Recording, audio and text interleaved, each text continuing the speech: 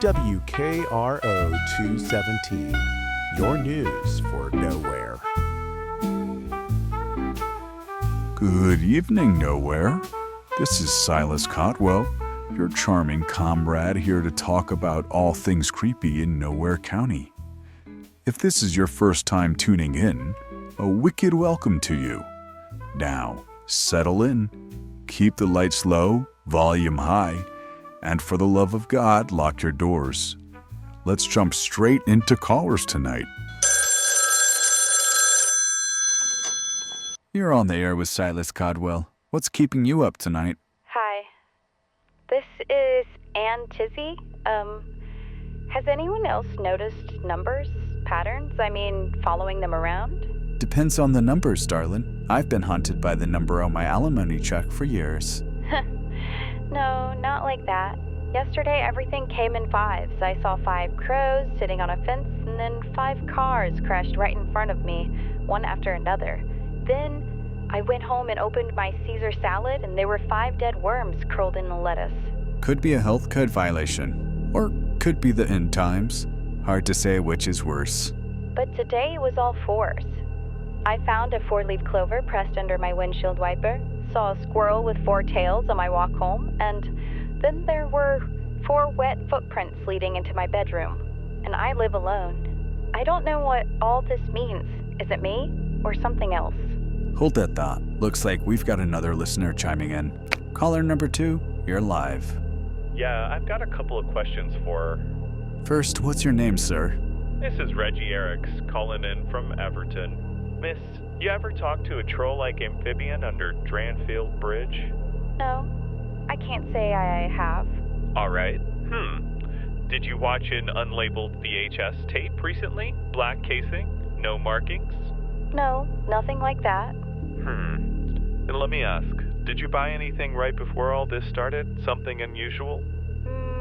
Yeah, actually, candles. 5 of them. I've burned through 2 already. And tell me, did you get them from the old woman who sells them off Canino Street for good fortune? Yes? Okay, listen carefully. Do not burn the last one. That fortune, she promised, will most likely lead to your death. And her second youth. So I guess that deal was too good to be true. Well, yeah, aren't they always? I'll just get a refund, I suppose. I wouldn't do that either. You don't want her selling your life away to someone else for a refund. But they were like $20. Your funeral, ma'am. Well, thanks, Reggie. Thanks, Silas. Another mildly satisfied listener. Looks like the fire hazard isn't the only hazard. Listeners, if you bought candles from an old woman in Nowhere County, maybe keep them for decoration. Well now, that's unusual. Normally the producers like to cut the cord right about here so we can slither into our main story. But since the line's still alive, let's see what this is about. Right after a word from our sponsor.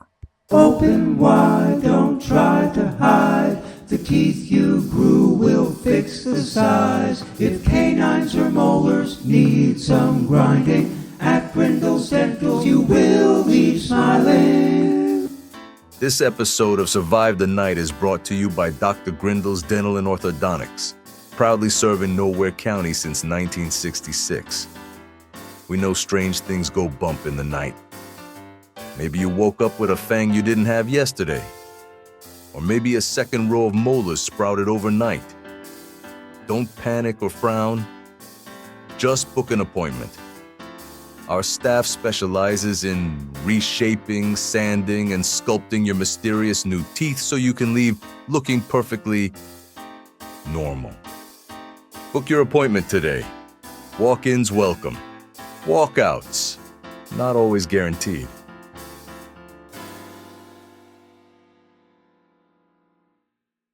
I've had my canines sharpened there twice. Highly recommend. They do a great 2 for Tuesday tooth pull deal for anyone interested. Before we move on, we urge you to hit that red subscribe button. Don't worry, it won't bleed, but if it does, seek medical attention immediately. The blood may very well be coming from you. To those forlorn souls returning, I applied your survival skills and ask you to give us a little thumbs up. If not for me, then for our producers. Every tap feeds them, and the algorithm, as I said last episode, and well, let's just say they are both entities that are always hungry. Now on to that mystery caller. Mystery caller, you've got my attention. What's her name, and why should we trust it? Name's Marshall. I'm a night janitor. And I'm skeptical already. Are you calling while you're on the job? Night janitors don't usually have the time for late-night talk shows. What brings you here, Marshall? Figured the listeners deserved an update after last episode. An update, you say? For those just tuning in, last week's guests included Dr. Gina, a medical expert and author, and Maggie, who was the brave night nurse from Rosewood Retirement. What's the update? Dr. Gina isn't on any kind of book tour anymore. She's checked into Gingham Psychiatric. Not as a guest speaker, but as a patient. Anyone trying to reach her is being redirected to a nurse named Andy Day.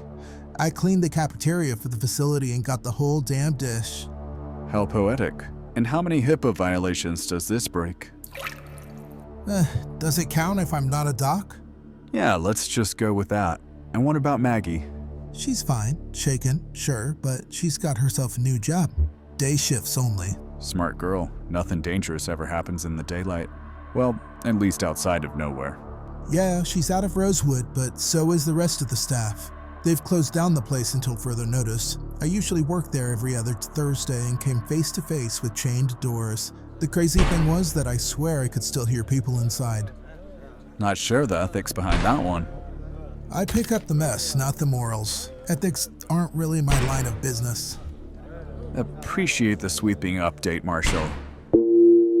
And I guess that's where he hangs up. Perfect timing for me to... Should I get into the main story now, or... Oh, still there, Marshall? Now hold on right there. Your producers told me I'd be the main attraction tonight. You spoke to them? Not in so many words, but the typewritten message left in my fridge said to call in tonight. Said I should tell you about an incident I had a few years back. So you've dabbled in diabolical, have you? Oh, certainly. Once or twice. A man of mystery, I see. You can see me? I was being facetious. Right. So, should I start? Be my guest. This goes back a few years. I was working nights in the long-term wing at St. Augustine's Hospital, hospice floor mostly. Place where hope seems to have died the moment the elevator doors open. My job was the usual. Floors, bins, spills that no one wanted to claim. But nights are long and the oppressive feeling on that floor is hard to describe. And the patients? They get restless, same as me. So I'd stop in, mop in one hand, deck of cards in another. Kept things lively. So you made some friends along the way? One in particular, Charles. Old fella. White hair, lungs given out on him. But his hands were steady as stone when he played. We'd go a few rounds of gin rummy every night after I finished my rounds. Let me guess. He wasn't quite as harmless as he looked. Now don't get ahead of the story. Charles was sharp as a tack, always winking at me when he conveniently had the right hand, or he was always hinting at things he shouldn't know. He asked me about my family, about my habits. I kept it light. I tell him just enough to keep him talking, but never enough to give him anything real. Wise of you. Folks in hospice usually don't have much left to bargain with. That's where you'd be wrong.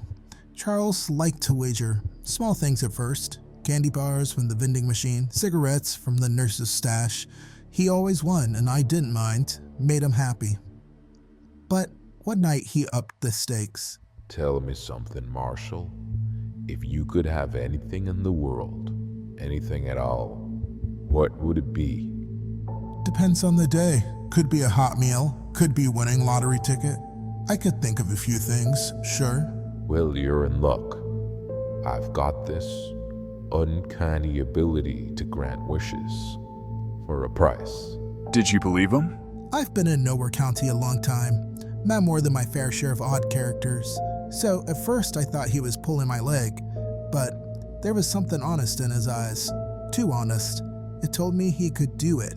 You've been kind to me, Marshall. Cards every night, conversation. Not many give an old man the time of day.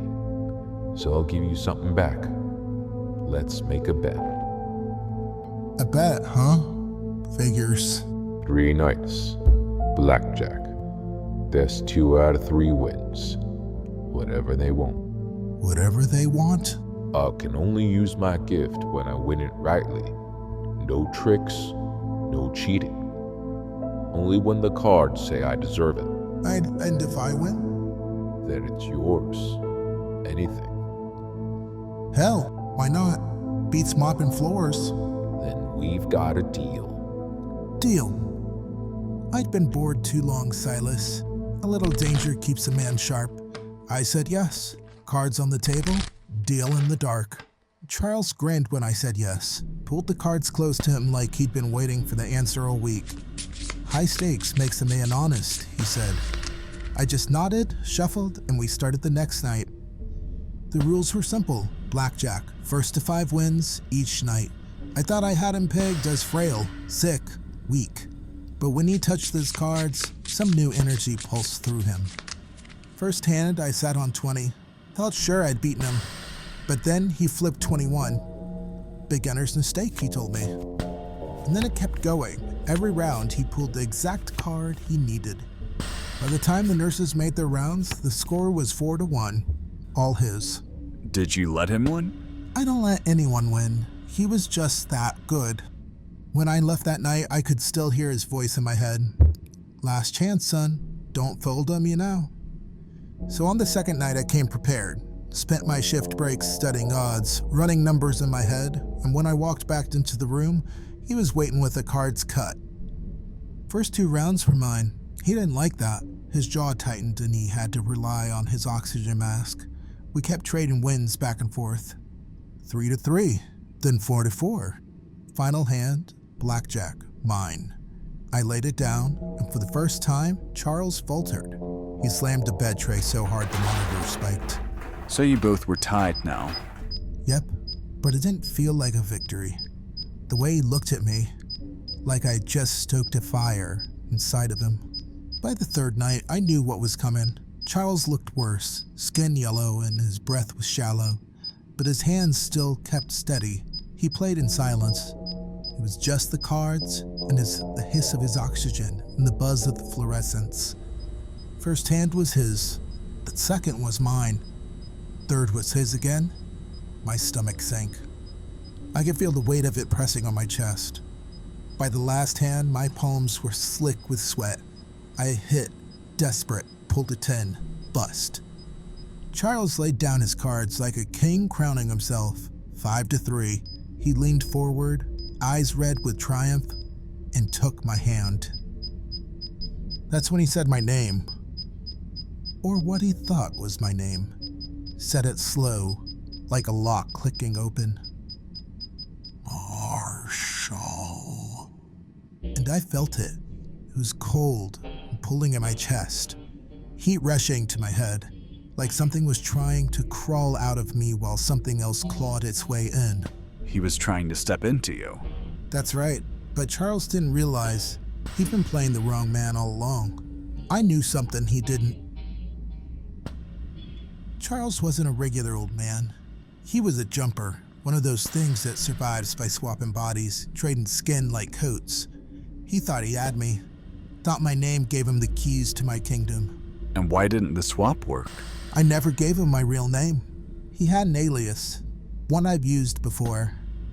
He said it, tried to slip inside, but nothing took. His grip faltered, his breath rattled, and I watched him panic for the first time. I leaned close so no nurse, no orderly could overhear. Said, I know the truth. I know the body you're wearing. It's my father's. Your father's? His last victim. Your father's still alive? In the biological sense, breathing, walking, shuffling cards in front of me, but it wasn't him behind the wheel. Hasn't been for years. The jumper took the driver's seat after a bet gone wrong. Same game he tried to play with me. So, was your father gone or just buried underneath? That's the question. I had to know. I asked him flat out. Is my dad still in there? Can he still hear me? And what did Charles say? He didn't answer. Just laughed that cruel laugh. Wouldn't give me the satisfaction.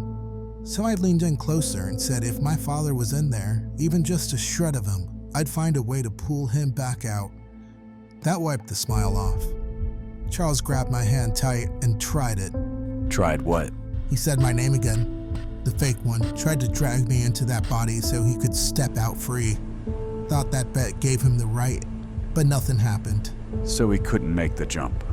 Exactly. His face twisted and he tried again, weaker every time. And I just stared back, asked him again, is my father still in there? And the last thing he did before the body gave out was wink. Why wink? My father used to wink the same way when he wanted me to know he was proud, or when he was about to cheat at cards. Was that him reaching out, or just the jumper mocking me? I'll never know. But that's how I survived, not by luck, not by strength, just by never giving him the keys. But whether my father died that day or the years prior, that's the part I can't stop turning over in my head.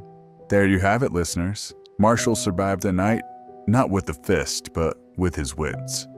Tell me before you go, what is your real name? My true name is the most valuable thing I have.